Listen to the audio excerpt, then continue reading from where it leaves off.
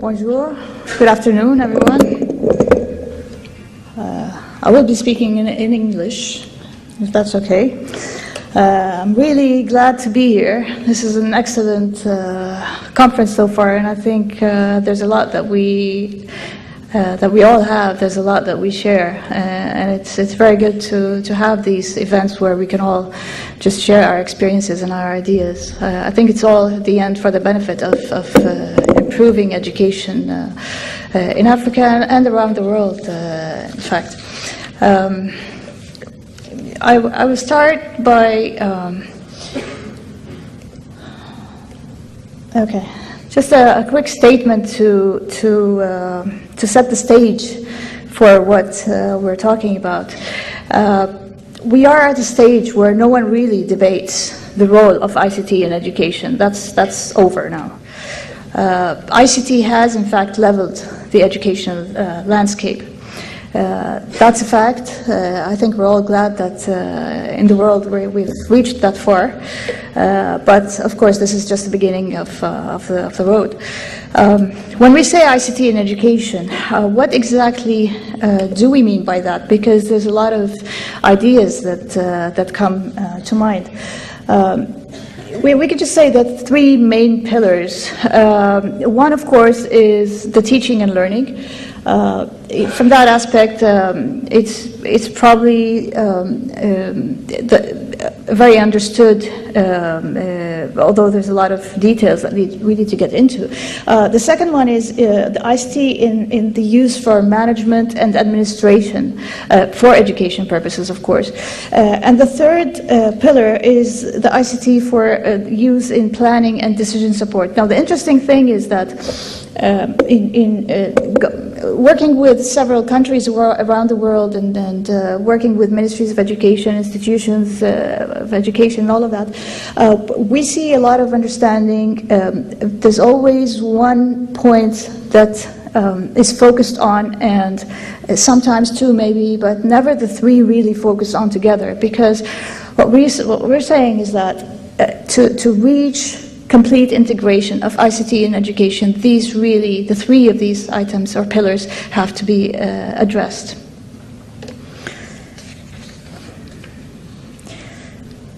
Luckily, the significance of ICT in education is increasingly acknowledged by nations and governments worldwide, actually. If we look closely, there are educational initiatives and reform programs all over the world. Probably they're not a single country worldwide, regardless where it is, that doesn't have some sort of a national initiative, a program for the educational reform. And that shows the significance of what this is in terms of countries, in terms of development. What's really interesting, though, is that looking at all these programs and initiatives, and I mean all of them, okay, you will notice that there's always these common challenges and objectives that they all share, regardless if these programs are in the US, or in Europe, or in any country in Africa, any country in the Middle East, Southeast Asia, and so on. We all share very common challenges and objectives, and that's very interesting when we get to that detail.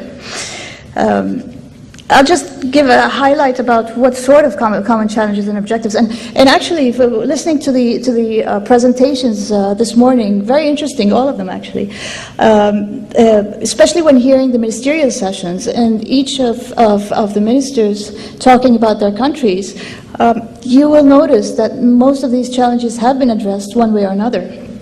For example, the first one is the application and integration of ICT in education, which is one of the objectives that the countries are doing, of how they can get into effective integration of ICT in the daily lives of the operation of the people, of the education, to promote computer literacy.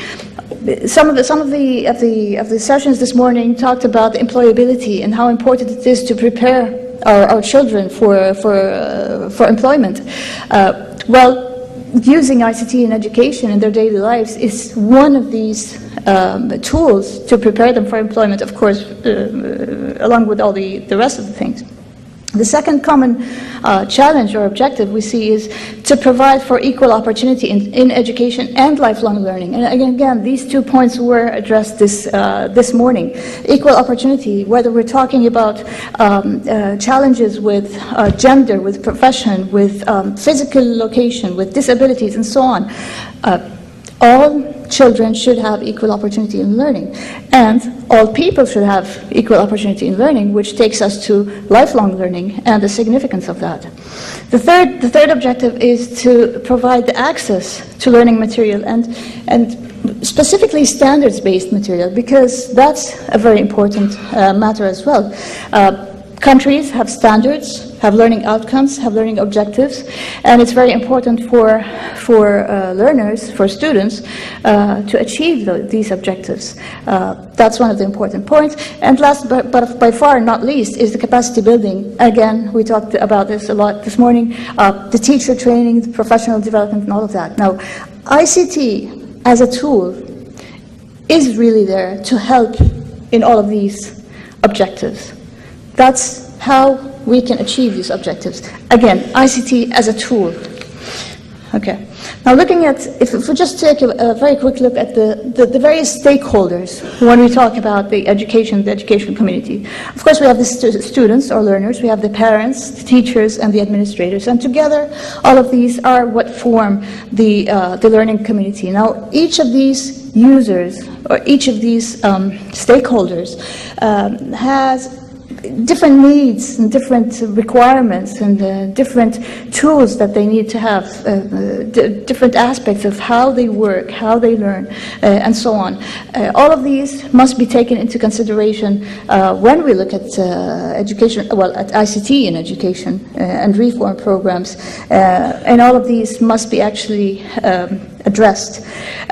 Reaching at the end to a collaborative learning community is, I think, what we all should be looking forward to achieving, because it's through that we start, the learning community starts working together, start collaborating, start sharing ideas, start learning from each other's experience, and so on. That's how we start building on top of each other to achieve knowledge. The various success factors that we believe are important to consider are some of the fundamental issues. Again, we should never forget what the benefits of ICT in education give us, provide us. That's something that should always be remembered. Another point is that when we talk about ICT in education and teaching and learning and all of that, e-learning in specific, a misconception that we see along the way is that a fear of e-learning replacing the teacher. That we see a lot, and what we always say is that e-learning is not there to replace the teacher. It will not, and it should not. It's a totally different role that it has. It's there to assist in the teachers working to further their work in terms of guidance, in terms of support, in terms of facilitators of learning, to assist students and learners, rather than the way we work today and the years before. Another important point is that technology is only a tool. When we think of education reform in terms of ICT and implementation of ICT, we should never think of technology. It's not the end. It's a means to an end, and that's very important to always keep in mind. It doesn't matter what technology we use. Technology will always change, will always evolve. What really matters is how this technology can help us, what we can do with this technology. It's a tool, but it's an extremely powerful tool. We should always remember that all stakeholders are important to serve. As we showed in the slide before, they're all part of the learning community, and all of these are actually potential learners.